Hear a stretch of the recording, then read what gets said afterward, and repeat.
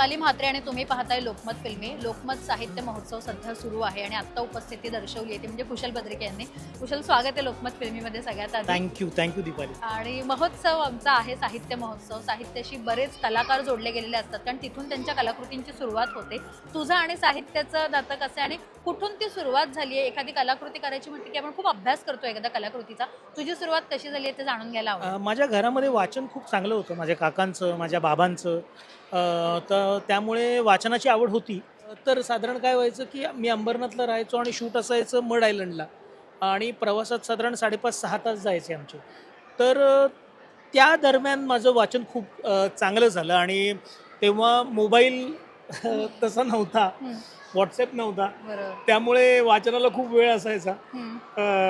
आता मोबाईल आणि व्हॉट्सॲप वगैरे सगळं आल्यामुळे थोडं वाचन कमी झालंय माझं, पण वाचन चालू आहे.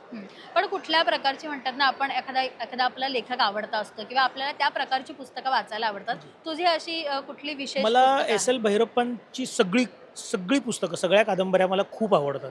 मला असं वाटतं की नात्यांविषयी इतकं डीपमध्ये लिहिणारा दुसरा लेखक नाही असं मला वाटतं. मला भैरप्पांच्या सगळ्या कादंबऱ्या आवडतात. ओके. आणि आता आमचं कविवर्य नारायण सुर्वे यांचं ग्रंथदालन आहे. खूप साऱ्या प्रकारची पुस्तकं आहेत. कुशल, कुठल्या प्रकारची पुस्तकं आज तुला ह्या दालनामधनं घेऊन जावीशी वाटतील? भैरप्पांचं एक पुस्तक आहे जे मी वाचलेलं नाही आहे, आत्ता मला इथे दिसलंय.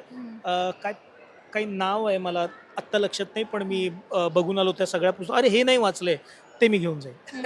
बरं, सगळ्यांनाच हा मी प्रश्न विचारलाय, तुलाही विचारेन. डिजिटलचं युग आहे, डिजिटलवर आपण अगदी स्वाईपमध्ये सगळ्या गोष्टी बघतो. अशा वेळेला पुस्तकांमध्ये इन्व्हेस्ट केलं पाहिजे आजच्या पिढीने आणि ती खरं म्हणतात पुस्तक वाचायला खूप वेळ लागतो, मोठी पुस्तकं असतात, कंटाळा करतात बरीच जण. तुला काय वाटतं, कशी पिढी ही वळेल आत्ताची पुस्तकांकडे? नाही, हल्लीची पिढी खूप वाचते खरं सांगायचं तर. फक्त त्यांच्या आवडी वेगळ्या आहेत, त्यांच्या पद्धती वेगळ्या आहेत. आम्ही थोडेसे ओल्ड स्कूल असल्यामुळे मला पुस्तक हातात लागतं, पान लागतं, पेपर लागतं. मला स्क्रिप्टसुद्धा ऑन पेपर लागतं. पण ती आमची पद्धत होती ना, आम्ही तसे ग्रो झालो. आत्ताची पिढीसुद्धा खूप वाचती आहे आणि फक्त ती डिजिटल ह्याच्यात वाचते आहे. सो मला काही तसं वाटत नाही की काही फार मागे वगैरे किंवा काहीतरी भविष्यात फार प्रश्न आहे असं वगैरे मला वाटत नाही. पण होऊन जाईल अर्थात, ती हो कलाकृती हो आहे. हो, अगदीच आहे. फक्त त्यांच्या वाचनाची पद्धत वेगळी आहे, एवढंच.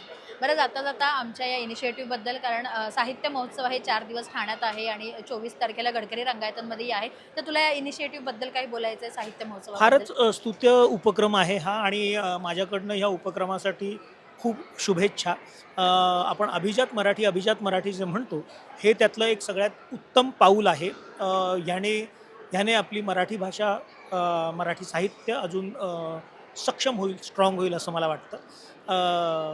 आणि 24 तारखेला गडकरीत भेटूयात. गडकरीत मला वाटतं की मराठी प्रेक्षकांसाठी फार भारी कार्यक्रम आहे, तेव्हा गडकरीत भेटूयात 24 तारखेला.